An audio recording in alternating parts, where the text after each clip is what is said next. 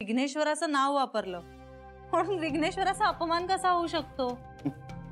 अरे देवानेच ही सृष्टी निर्माण केली आहे ना, मग त्याच जगात चांगल्या हेतूने निर्माण झालेल्या गोष्टींमुळे देवाचा विटाळ कसा होईल? आणि हे ठरवणारे हे कोण आहेत? अरे आमची श्रद्धा आहे, आमच्या भावना आहेत, तुमच्या भावना त्या भावना, आणि आमच्या काय काही नाही. बरं रस्त्याने जाताना कित्येक दुकानं बघते रे मी जिथे शू मार्ट्सवर बियर बार्सवर देवाची नावं लिहिलेली असतात. ती कशासाठी? देवाचा अपमान करण्यासाठी? अरे श्रद्धेपोटीच करतात ना लोक. मुळात देवाने मक्तेदारीचं लेटर दिलंय काय यांना लिहून? हे कोण आहेत आक्षेप घेणारे? जान्हवी आता तू शांत हो ना. कशी शांत होऊ श्री? अरे इतका का तू एकटा सहन करतोयस हे सगळं? म्हणूनच मी तुला हे सगळं सांगत नव्हतो. या असल्या सनातनी कर्मठ स्वयंघोषित देवाच्या मक्तेदारांनी संतांनाही नाही सोडलं. आपण कोण होत पामर? अरे पण चराचरामध्ये देवाचं अस्तित्व मानणारी संस्कृती आहे आमची. आम्हालाही धर्म कळतो आणि तो जास्त पाळतो आम्ही.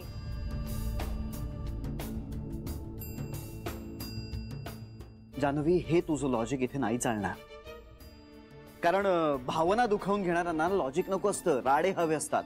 त्यामुळे हे तुझं लॉजिक इथे कोणीही ऐकून घेणार नाही. नको ऐकू दे, पण मला माहितीये माझा नवरा बरोबर आहे आणि सगळं जग जरी त्याच्या विरुद्ध उभं राहिलं ना तरीही मी हेच म्हणेन. मला माहिती आहे या लढ्यात मी तुझ्या पाठीशी नाहीये श्री. या लढ्यात मी तुझ्या पुढे. कुणालाही तुझ्यापर्यंत पोहोचण्याआधी मला पार करावं लागेल.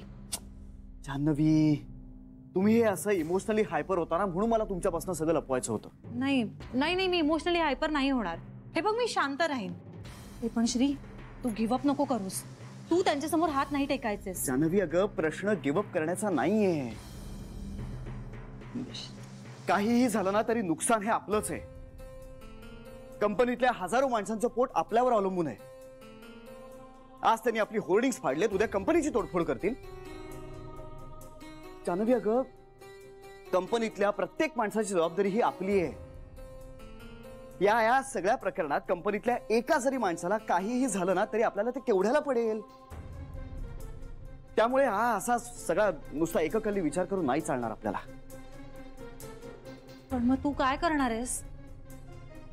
उद्या भेटेन मी डीसीपी साहेबांना, त्यांच्याशी बोलेन. ते सांगतील तसं करू मग आपण.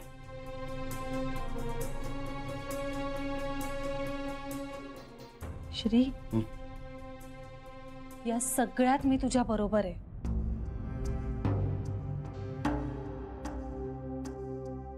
हे माहितीये मला जान्हवी. फक्त आता हे ना घरी कोणाला कळू देऊ नकोस. आई आजीला तर नाहीच नाही. नाही सांग श्री, पण तू आता जास्त विचार नको करूस. तू झोप आता शांतपणे.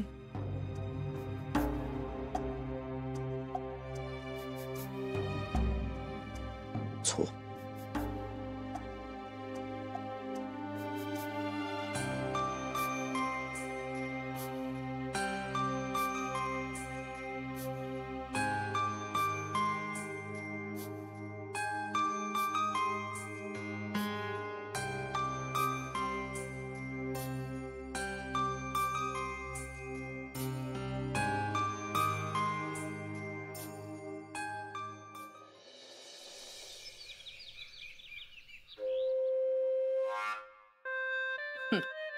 घे पिंट्या, घे.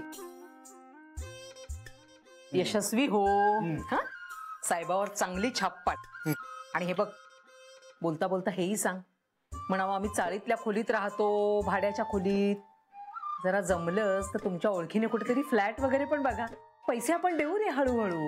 आई होईल, सगळं होईल. होणारच. अरे सरू मावशीनं फोन करून सांगितलं, पण म्हटलं अहो नोकरीला जाऊन महिना नाही झाला तोपर्यंत मालकाने 3 लाख रुपयांचा चेक काढून दिला. म्हणजे नक्कीच माझ्या पोरात काहीतरी असणार की नाही. आता तुम्ही बघा.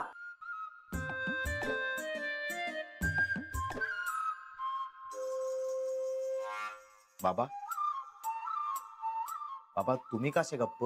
मला न विचारलेला सल्ला मी कधी देत नाही. असं का म्हणताय बाबा? हे बघ पिंट्या, मला तुझ्या कामामध्ये काहीतरी काळं बेरं दिसतंय. काही काळवेरा नाही. काळवेरा आहे ते तुमच्या डोळ्यात आहे. भलत्या मार्गाला लागून स्वतःचं नुकसान करून घेऊ नकोस म्हणजे मिळवली. काही नुकसान होत नाही. झालं ना तर चांगलंच होईल. चा पेंट्या जा.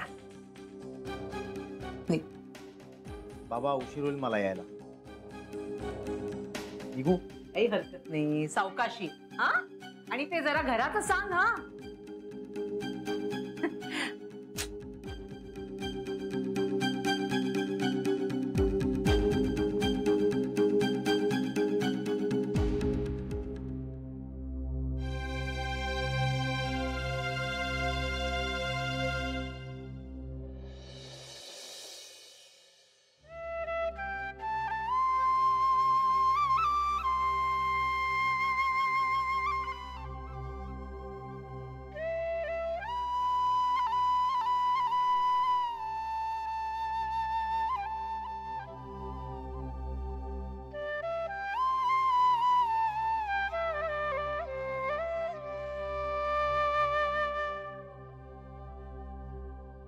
झोप झाली नाही वाटत.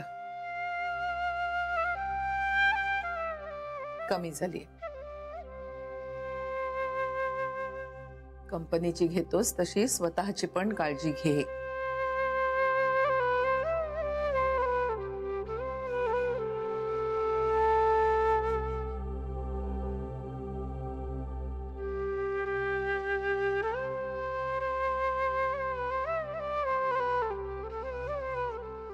अय्याची आशीर्वाद दे मला. काय झालं? झालं काही नाहीये. मग काही नाही ग. तुझा हात पाठीवरून फिरला ना की बळ येतं. कशासाठी बळ हवंय तुला? लढण्यासाठी. कुणाशी? स्वतःशी. का? आपण घाबरतो ना कधी कधी. घाबरणं नॅचरल आहे श्री. पण घाबरून चालत नाही ना ग. कशाला घाबरतोयस तू? नाही म्हणजे तसं नाही सांगता येणार. कशामुळे घाबरतोयस? कुटुंबामुळे, कंपनीमुळे. संसार आहे, भविष्य आहे आणि हे सगळं असंच राहावं असं वाटतं मला. सगळं आहे तसं कधीच राहत नाही श्री. पण मग ते तसंच राहावं म्हणून आपला अट्टासही संपत नाही ना ग. पण त्यासाठी स्वतःशीच लढावं नाही लागत. आईची तुला कधी लढावं लागलं नाही स्वतःशी? लढावं तेव्हा लागतं जेव्हा आपल्याला बाजू ठरवता येत नाही. म्हणजे? माझी बाजू ठरलेली आहे. कसली? सत्य आणि न्यायासाठी उभं राहायचं यात द्विधा कधीच मनात उभी राहिली नाही माझ्या. त्यासाठी कुठल्याही परिस्थितीला तोंड द्यायची तयारी होती माझी. सत्य आणि न्याय माझ्यासाठी महत्वाचं आहेच, पण कंपनीवर अवलंबून असणारी माणसं माझ्यासाठी जास्त महत्वाची आहे. हाच फरक आहे तुझ्यात आणि माझ्यात. मी सत्य आणि न्यायासाठी स्टाफला पणाला लावलं असतं आणि तू स्टाफसाठी सत्य आणि न्यायाला पणाला लावशील. तीच वेळ माझ्यावर येऊ नये म्हणून मला आशीर्वाद दे. ते आहेतच आणि नेहमी राहतील. तात्विक मतभेद असले तरी.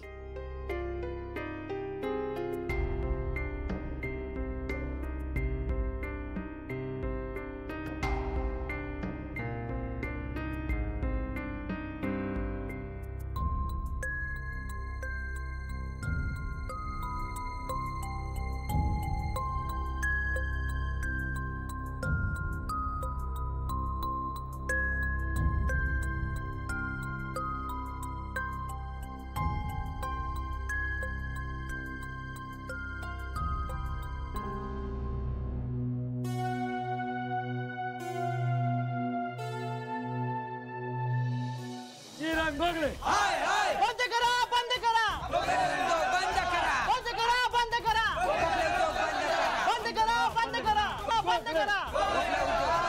श्रीरंग गोखले श्रीरंग गोखले श्रीरंग गोखले श्रीरंग गोखले श्रीरंग गोखले श्रीरंग गोखले. बंद करा बंद करा बंद करा. श्रीरंग गोखले श्रीरंग गोखले श्रीरंग गोखले श्रीरंग गोखले श्रीरंग गोखले श्रीरंग गोखले श्रीरंग गोखले. काका you should not lose your temper. कुठल्याही परिस्थितीत तू चिडायचं नाही. चिडून कुठली गोष्ट करायची नाही, बोलायची नाही, वचन दे. रागाच्या भरात तू काही करणार नाहीस.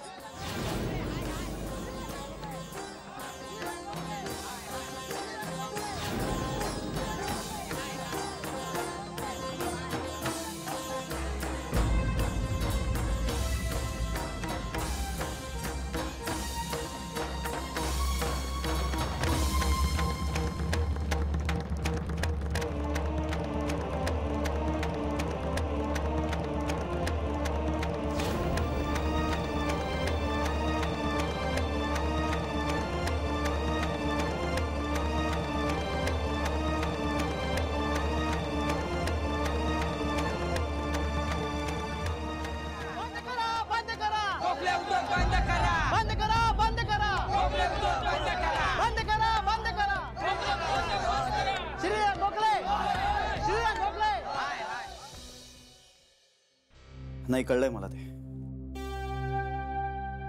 दुकानांची नासधूस नाही केली आहे. ओके बरं ठीक आहे. जे काही नुकसान झालं असेल ना त्याचा अपडेट द्या मला प्लीज. काय काय पुतळ्यांचं ना? हो कळलं. तिकडे जाळले का माझे पुतळे? बा नाही नाही नाही नाही नाही. आत्ता आपण काही रिॲक्ट व्हायचं नाहीये. त्यांना जे काही करायचं ना ते करू दे. कारण आत्ता जर आपण त्यांना पुतळे जाळण्यापासून थांबवलं ना तर ते आपल्या दुकानांची नासधूस करतील, जे इक्वली वाईट आहे. ओके या. हा मला सांगा. Yeah thank you.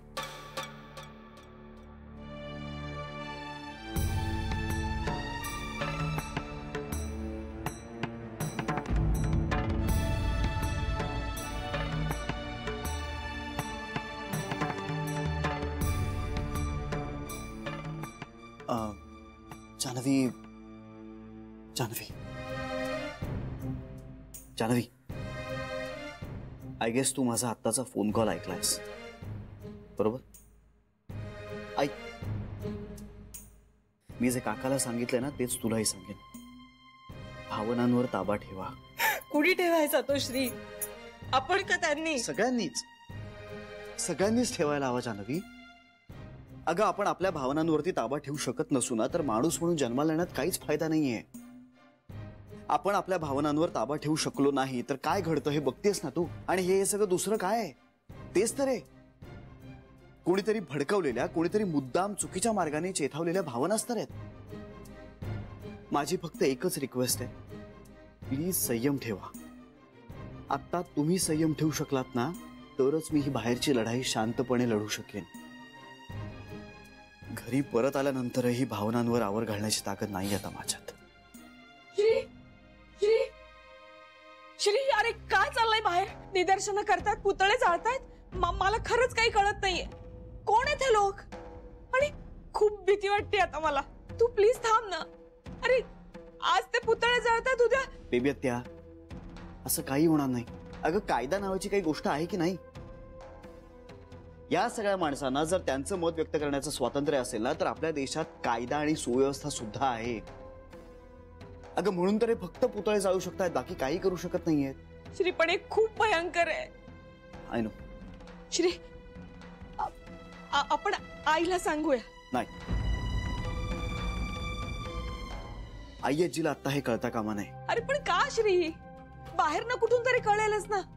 त्याच्यापेक्षा आपण सांगितलेलं बरं. नाही नाही नाही, कुठूनही हे आई आजीपर्यंत पोहोचलं ना तर त्याचा परिणाम तिच्यावर वाईटच होईल. श्री आई खंबीर आहे. बेबी आत्या अगं पण आत्ताची परिस्थिती सुद्धा खूप विचित्र आहे. आई आजीनी हा सगळा व्यवसाय पोटच्या पोरासारखा वाढवलाय.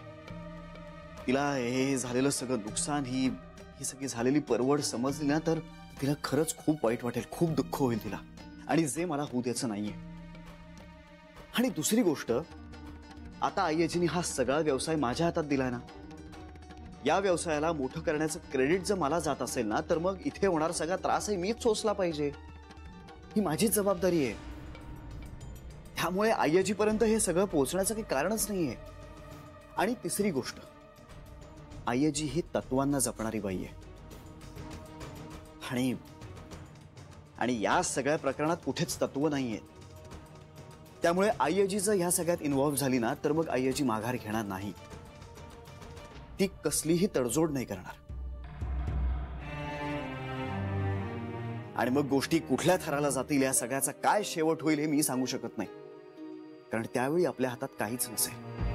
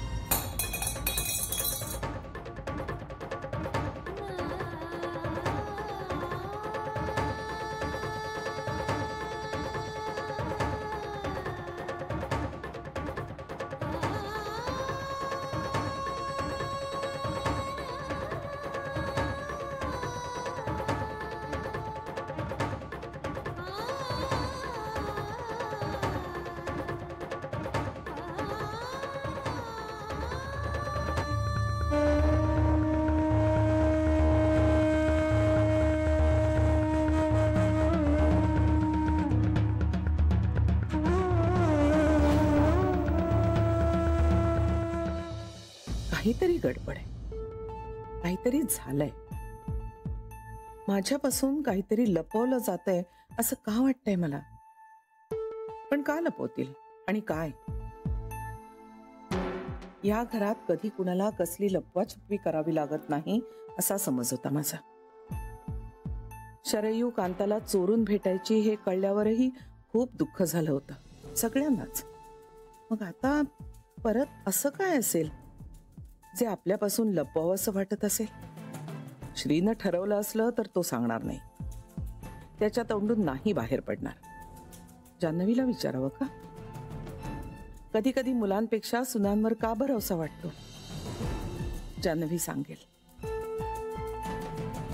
आणि तीही काही नाहीये असंच म्हणाली तर मग मुलांचे मूड्स असं समजून सोडून देऊ. तसंच असावं, तितपतच असावं.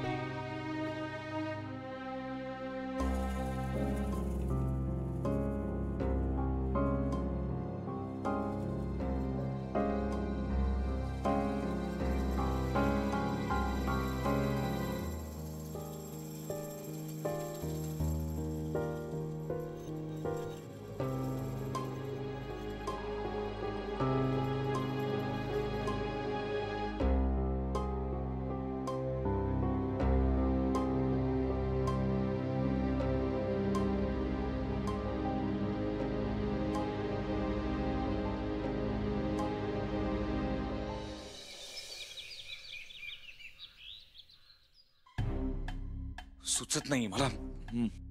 सुचत नाहीये मी काय फोडावं असं वाटतं काहीतरी. म्हणजे कुणाचं तरी डोकं फोडावं असं वाटतंय मला.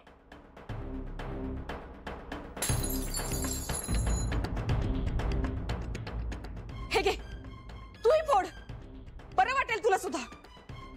नाही सहन होते ही तगमग आता. बेबी माझे ना हात आवळल्यासारखे झालेत का. नाहीतर किती वेळा उचलणार आहेस तू जान्हवी. जितके वेळा फोडाल तितके वेळा. काय चाललंय हे मला काही कळतच नाहीये.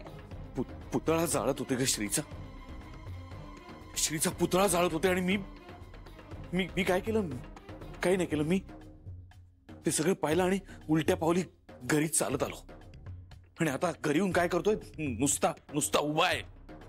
काय करतोय काही करू शकत नाही. कांता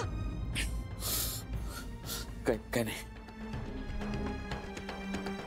काही नाही. प्रयत्न करतोय राग शांत करण्याचा, बाकी काही नाही. हात असे सळसळत आहेत माझे. मी कांता